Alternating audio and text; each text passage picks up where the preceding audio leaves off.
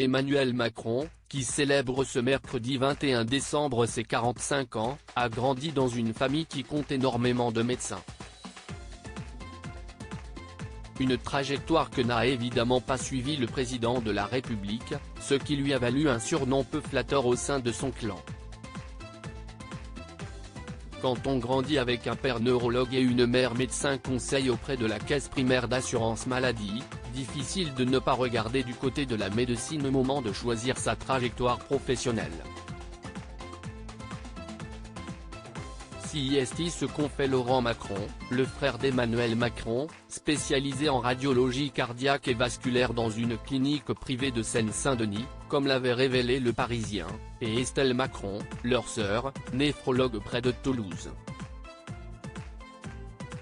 Pourtant, Emmanuel Macron a toujours eu une vision différente pour son avenir, lui qui s'est plutôt orienté vers Sciences Po et l'ENA, avant de rejoindre Rothschild & Co en tant que banquier d'affaires.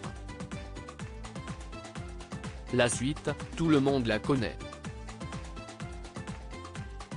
En 2017, Emmanuel Macron était élu aux plus hautes fonctions de l'État après le mandat de François Hollande, défiant ainsi tous les pronostics familiaux. Il a toujours pris le contre-pied de ce que la vie programmait. Il avait des parents athées, et il a décidé de se faire baptiser à 12 ans. La prédestination, ce n'est pas dans sa personnalité. CIST un truc qui lui est insupportable, avait confié un proche du président dans les colonnes du Parisien.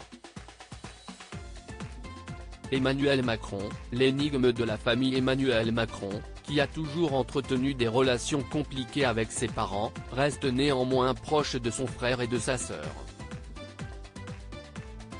Cette dernière avait accepté, en 2016, de se confier sur leur famille dans le quotidien du médecin, révélant au passage le surnom que donnaient les membres du clan Macron au jeune Emmanuel. Nos frères et sœurs, neveux et nièces, ont tous opté pour la médecine, tantôt par hasard, tantôt par imitation, tantôt par vocation. Et nous n'avons compté qu'une exception parmi nous, avec Emmanuel. Celui que nous appelions en plaisantant dans les réunions de famille le vilain petit canard, avait-elle déclaré.